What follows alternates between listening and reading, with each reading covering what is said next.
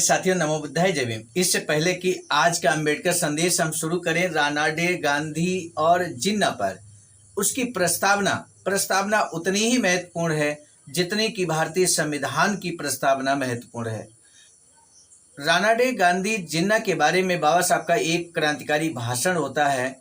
उस भाषण को हम आज आपके समक्ष रखेंगे और विस्तार से बताएंगे उसकी प्रस्तावना।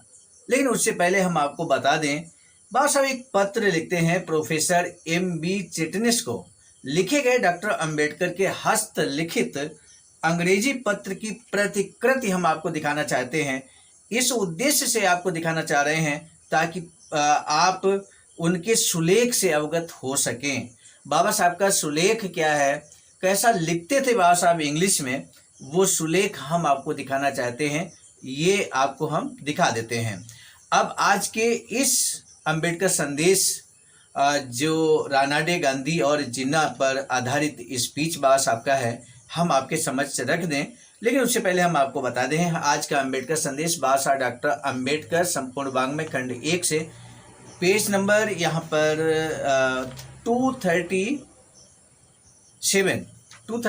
से 239 तक है। तो आइए शुरू करते हैं आज का बेहतरीन अंबेडकर संदेश। पुणे की दक्कन सभा ने मुझे स्वर्गीय न्यायमूर्ति महादेव गोविंद रानाडे के 101वें जन्मदिन पर भाषण देने के लिए आमंत्रित किया। सामान्य साथियों, आज का अंबेडकर संदेश BBAIC सारनाथ वाराणसी के सौजन्य से आपकी सेवा में प्रस्तुत किया जा रहा है।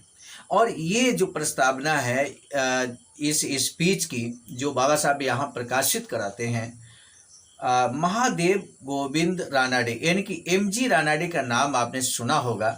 101वां जन्मदिन था और उसी पर बाबा साहब को भाषण देने के लिए आमंत्रित किया गया। जन्मदिन 18 जनवरी 1940 को मनाया जाना था। मैं आमंत्रण को स्वीकार करने के लिए अधिक उत्सुक नहीं था। इसका कारण था, मैं जानता था कि रानाडे संबंधी किसी भाषण में सामाजिक या राजनीतिक समस्याओं पर मेरे विचारों को टाला नहीं जा सकता था और वे श्रोताओं को और शायद दक्कन सभा के सदस्यों को भी बहुत प्रीतिकर नहीं लगेंगे। पर अंततः मैंने उसे स्वीकार कर लिया। जब मैंने ये भाषण दिया था तो उस समय इसे प्रकाशित करने की मेरी कोई इच्छा नहीं थी। महापुरुषों की जयंतियों पर दिए गए भाषण साधारणतया अवसर विशेष के लिए होते हैं, उनका अधिक स्थायी मूल्य नहीं होता। मैंने ये नहीं सोचा था कि मेरा भाषण इसका अपवाद है, परंतु मेरे कुछ उत्पाती मित्र हैं, वे इस समूचे भाषण को छपा हुआ देखने के लिए उत्सुक रहे थे और इसे छपवाने के लिए आग्रह करते रहे हैं। मैं इस विचार के प्रति तटस्थ व उदासीन हूँ। इसका जो प्रचार प्रसार हुआ है उससे मैं पूर्णतया संतुष्ट हूँ। उससे अधिक की मुझे कोई आकांक्षा या इच्छा नहीं है। साथ ही यदि कुछ लोग ऐसे हैं जो ये सोचते हैं कि इसे गुमनामी के अंधेरे में गुम होने से बचाना आवश्यक है, तो उनको निराशा करने का कोई कारण मुझे नहीं दिख पड़ता। प्रकाशित भाषण में और दिए गए भाषण में 2 प्रकार से अंतर है। पहला तो यह कि भाषण का खंड 10वां भाषण देते समय छोड़ दिया गया था, लेकिन यहाँ पर पूरा आपके समक्ष रखा जाएगा ताकि उसे नियत समय के अंदर पूरा किया जा सके। इस खंड के बिना भी इस भाषण को देने में 1.5 घंटा लगा था। दूसरा अंतर यह है कि खंड 8वां के एक बड़े हिस्से को छोड़ दिया गया है। इसमें रानाडे की फूले के साथ तुलना की गई थी। इसे छोड़ देने के 2 कारण हैं। आखिर क्यों बाबा साहब ने 8वां खंड छोड़ दिया? एक तो यह है कि तुलना पर्याप्त रूप से इतनी पूर्ण तथा विस्तृत नहीं थी कि दोनों व्यक्तियों के साथ न्याय किया जा सके। दूसरा कारण यह है कि उस समय पर्याप्त कागज के मिलने में कठिनाई थी। उससे मुझे भाषण के कुछ अंश को छोड़ने के लिए बाध्य होना पड़ा। अतः मुझे इस अंश का त्यागना ही सबसे उपयुक्त प्रतीत हुआ। भाषण को विचित्र परिस्थितियों में प्रकाशित किया जा रहा है। साधारणतया समीक्षाएं प्रकाशन के बाद होती हैं। इस मामले में स्थिति उल्टी है। कोढ़ में खाज यह है कि समीक्षाओं में भाषण की अत्यंत कठोर शब्दों में निंदा की गई है। मुख्यतः यह प्रकाशकों का सिर दर्द है। मुझे खुशी है कि प्रकाशक जोखिम को जानता है और उसे उठा रहा है।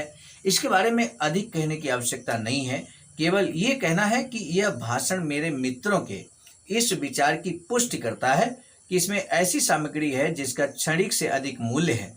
जहाँ तक मेरा संबंध है कि इसमें ऐसी सामग्री है जिसका क्षणिक से अधिक मूल्य है, जहाँ तक मेरा संबंध है, मैं समाचार पत्रों में प्रकाशित इस भाषण की निंदा से तनिक भी उद्विग्न नहीं हूँ। इसकी निंदा का आधार क्या है और इसकी निंदा करने के लिए कौन आगे आया है?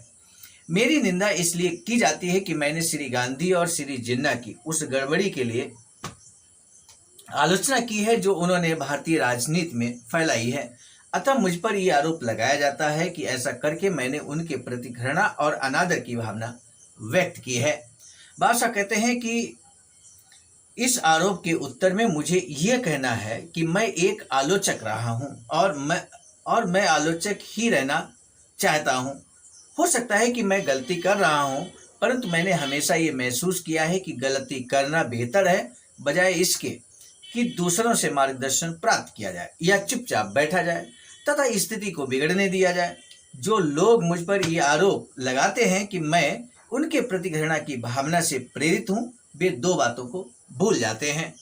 वो दो बातें कौन सी बाबा साहब कहते हैं? पहली बात तो यह है कि वह तथा कथित घृणा किसी ऐसी बात से उत्पन्न नहीं हुई है जिसे वैयक्तिक कहा जा सके।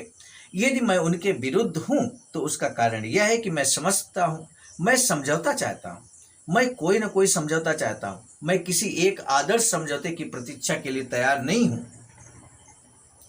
न मैं किसी ऐसे व्यक्ति को सहन कर सकता हूं जिसकी इच्छा तथा सहमति पर समझौते की मान मर्यादा व प्रतिष्ठा निर्भर करे और मुझे मुगले आजम की तरह व्यवहार करे। दूसरी बात यह है कि यदि व्यक्ति का प्रेम तथा घृणा प्रबल नहीं है तो वह यह आशा नहीं कर सकता कि वह अपने युग पर कोई प्रभाव छोड़ सकेगा। किस तरह से नकारात्मकता में भी सकारात्मकता बाबा साहब के अंदर कूट कूट के भरी है, इस बात को यहाँ पर समझने की कोशिश कीजिए। बाबा साहब कितनी महत्वपूर्ण बात कहते हैं। कहते हैं दूसरी बात यह है कि यदि व्यक्ति का प्रेम तथा घृणा, प्रेम और घृणा दोनों ही एक दूसरे के विरोधाभास हैं, विरोधी शब्द हैं। तो बाबा साहब इसी संबंध में कहते हैं प्रेम, जिस व्यक्ति का प्रेम तथा घृणा प्रबल नहीं है, स्ट्रांग नहीं है, तो वह यह आशा नहीं कर सकता कि वह अपने युग पर कोई प्रभाव छोड़ सकेगा और ऐसी सहायता प्रदान कर सकेगा जो महान सिद्धांतों तथा संघर्ष की अपेक्षा ध्येयों के लिए उचित हो। मैं अन्याय, अत्याचार, आडंबर तथा अनर्थ से घृणा करता हूँ और मेरी घृणा उन सब लोगों के प्रति है जो इन्हें करते हैं। वे इनके दोषी हैं। मैं अपने आलोचकों को ये बताना चाहता हूँ कि मैं अपने घृणा भावों को वास्तविक बल व शक्ति मानता हूँ। वह केवल उस प्रेम की अभिव्यक्ति है जो मैं उन ध्येयों व उद्देश्यों के लिए प्रकट करता हूँ जिनके प्रति मेरा विश्वास है। उसके लिए मुझे किसी प्रकार की शर्म महसूस नहीं होती। अतः श्री गांधी तथा श्री जिन्ना की मैंने जो आलोचना की है उसके लिए मैं कोई क्षमा याचना या खेद प्रकट नहीं करता, क्योंकि इन दोनों महानुभावों ने भारत की राजनीतिक प्रगति को ठप कर दिया है। मेरी निंदा कांग्रेसी समाचार पत्रों द्वारा की जाती है। मैं कांग्रेसी समाचार पत्रों को भली भांति जानता हूँ।